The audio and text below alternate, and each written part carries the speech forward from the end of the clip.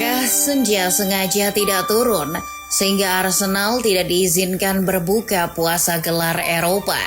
Bahkan ketika trofi itu sudah berada di depan mata, ia seakan enggan disentuh, dicium apalagi dipeluk oleh Arsenal. Entahlah ini puasa atau tarekat lain yang hanya suku bernama Arsenal yang tahu. Runner-up memang telah menjadi nama tengah Arsenal, tapi khusus kali ini rasanya menyakitkan. Mereka tidak kalah sebagai tim yang buruk. Bahkan di pertandingan melawan PSG kemarin, Arsenal berhasil mendikte raksasa Prancis itu agar tunduk di hadapan permainan mereka. Namun pada akhirnya Arsenal lah yang tunduk. Ironisnya lagi, kekalahan ini bukan semata-mata soal gagal juara Liga Champions, tapi juga sebuah yang menyeret Arsenal ke dalam daftar yang sama sekali tidak ingin mereka masuki. Daftar aib sepak bola Inggris sepanjang hayat.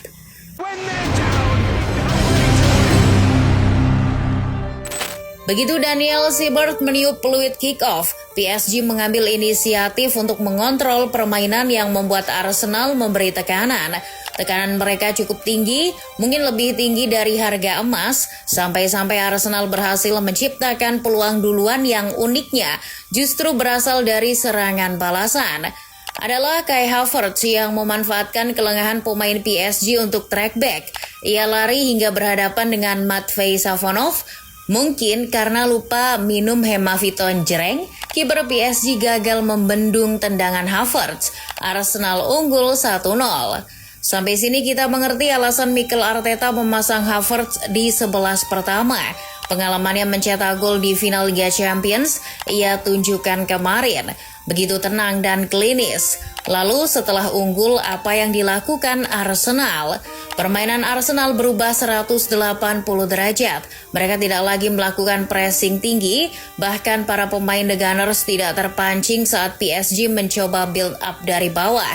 Mereka cuma ngendon di pertahanan sendiri, hal yang membuat penonton muak. Apaan main di final Liga Champions kok cuma di pertahanan sendiri aja? Namun langkah ini jitu bikin PSG mati kutu. Le Parisien boleh menguasai bola, tapi teritori Arsenal yang pegang kendali. Pertahanan The Gunners sangat rapat di tengah, rumah orang kaya bahkan kalah rapatnya sama pertahanan mereka. Jangankan merangsek ke kotak penalti, masuk ke sepertiga akhir saja sudah untung buat PSG, karena mereka benar-benar dipaksa main melebar. Punya Kavisa Kvaratskhelia dan Desiree Doué, hal itu tak masalah sebetulnya buat PSG. Namun ruang half space yang biasanya jadi taman bermain Vara dan Doué ditutup oleh Arsenal. Alhasil beberapa kali keduanya tak bisa melakukan penetrasi, sekalipun keduanya sering bertukar posisi. Tak cuma Vara dan Doué, Fabian Ruiz dan Nuno Mendes juga bertukar peran dan posisi. Mendes bergerak ke tengah, Ruiz menyamping. Namun siasat itu tetap tak membuahkan hasil. Sementara peraih Ballon d'Or hampir tak kelihatan batang hidungnya. Dembele sulit membidik gawang David Raya. Mungkin jika PSG punya target man, mereka bisa mainkan meta crossing. Sayangnya Dembele bukan target man, dia seorang false nine. Babak pertama PSG pun tak sanggup membobol gawang Arsenal. Hasilnya mereka pun frustasi. Rasa frustasi ini dimanfaatkan Arsenal untuk memancing emosi pemain PSG. Para pemain seperti Mendes dan Achraf Hakimi pun beberapa kali tak berhasil menusuk. Beberapa kali dua pemain ini juga kehilangan bola. Vitinha juga bingung mau ngirim bola kemana. Arsenal benar-benar main parkir pesawat, tapi tak sembarang pesawat, melainkan pesawat Hercules. Ini tidak boleh dibiarkan. Luis Enrique mesti mencari siasat untuk membongkar pertahanan Arsenal. Jeda turun minum pun dimanfaatkan. Entah apa persisnya yang dikatakan Enrique di ruang ganti.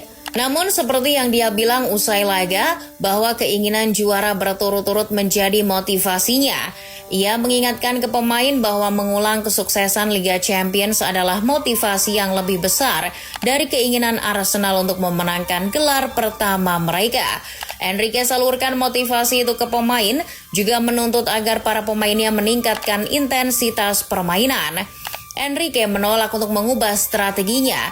Ia tetap pada prinsipnya menyerang. Mantan pelatih AS Roma itu ingin menguji sekuat apa sih pertahanan Arsenal. Nyatanya PSG pun masih kesulitan di babak kedua. Namun di situ Enrique menunjukkan bahwa ia sosok pelatih yang pandai berhitung. PSG tidak hanya menyerang tapi juga berhasil mengontrol tempo permainan.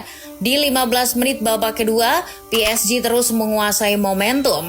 Di sisi lain, para pemain Arsenal mulai kelelahan. Pertahanan mereka chaos karena serangan 7 hari 7 malam dari PSG. Puncaknya, Mosquera menekel VAR di kotak terlarang. Ketenangan Dembele mengeksekusi penalti membuahkan hasil. Skor berubah 1-1. Tapi lucunya, Arsenal masih tetap memainkan sepak bola bertahan. Dengan memasukkan Victor Gyökeres, Arteta sepertinya ingin main bola-bola direct. Enrique yang jelas punya pengalaman lebih banyak di final kompetisi Eropa, sukses membuat timnya menangkal serangan-serangan direct Arsenal dengan tak memberi sedikit pun kesempatan mereka untuk menyerang. Walhasil Arsenal tak memiliki satupun peluang besar di babak kedua. Hal yang sama juga terjadi di babak tambahan. Dikutip dari Fotmob, hingga babak tambahan waktu, Arsenal cuma menciptakan 1 peluang besar dan 1 tembakan tepat sasaran yang memang berbuah gol. Berbanding terbalik dengan PSG, anak asuh Luis Enrique menciptakan 3 peluang besar dan 4 tembakan tepat sasaran. Nilai expected goals mereka juga tinggi. Ini memperlihatkan betapa PSG lebih berambisi mencetak gol ketimbang Arsenal. Jelaslah sudah bahwa Arteta ingin mencari peruntungan di babak adu penalti. Sungguh naif sekali. Dan kenaifan Arteta justru membawa petaka buat Arsenal. Di babak adu penalti, PSG tanpa bintang-bintang utamanya, namun justru merekalah yang menguasai keadaan. Kecuali Nuno Mendes, para eksekutor PSG termasuk Lucas Beraldo yang pengalaman menendang penaltinya cuma di sesi latihan, cukup tenang. Mereka mengeksekusi penalti dengan sangat baik. Yang menggemaskan, Savonov tidak menunjukkan gestur serius kala menghadapi penendang penalti Arsenal. Ia seolah mafhum lawannya Arsenal semata. Terbukti tanpa bergerak ke arah yang tepat pun, alih-alih masuk gawang, tendangan penalti Eze mengenai logo Pepsi. Pun bola tendangan penalti Gabriel hari ini sudah sampai duren sawit. PSG akhirnya back-to-back menjuarai Liga Champions. Le Parisien menyamai rekor Real Madrid pada musim 2016-17. Tidak cuma itu, sejak Real Madrid di final 2014, tidak ada lagi tim yang kebobolan duluan memenangkan gelar Liga Champions sebelum muncul PSG yang mengalahkan tim paling pick me bernama Arsenal. Kamu tahu nggak, dari 2006 hingga 2025 tidak pernah ada tim yang tak terkalahkan sepanjang turnamen Liga Champions, tapi gagal juara. Barcelona di 2006 tak terkalahkan lalu juara. MU di 2008. Bayern Munchen di 2020. Manchester City di 2023 dan Real Madrid di 2024. Lalu muncul anomali bernama Arsenal. Mereka tak terkalahkan, tapi tak mengangkat si kuping besar. Kalau ada yang tanya, loh kan ada Juventus di musim 2016-17. Benar, tapi Juve kalah di final dalam 90 menit, sedangkan Arsenal bahkan meraih hasil seri tanpa adu penalti. Memalukan, bukan? Tidak cuma itu, Arsenal juga sah menjadi aib Inggris. Betapa tidak, Inggris mengirim 3 wakilnya di final kompetisi Eropa musim ini, tapi cuma Arsenal yang tidak juara. Pantas kalau Arsenal akhirnya jadi bahan banter di media sosial. Tim-tim Inggris termasuk yang baru saja juara Eropa, Crystal Palace ikut mengejek Arsenal.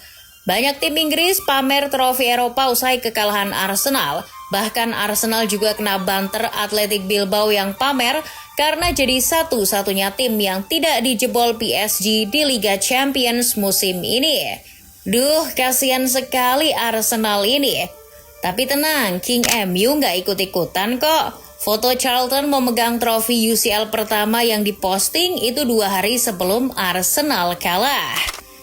Satu pesan buat Arsenal, dan ini serius. Lain waktu, coba deh bikin kompetisi Eropa sendiri dan pilih lawannya sendiri. Namun ingat, jangan main bertahan terus. Situ klub bola, bukan WNI.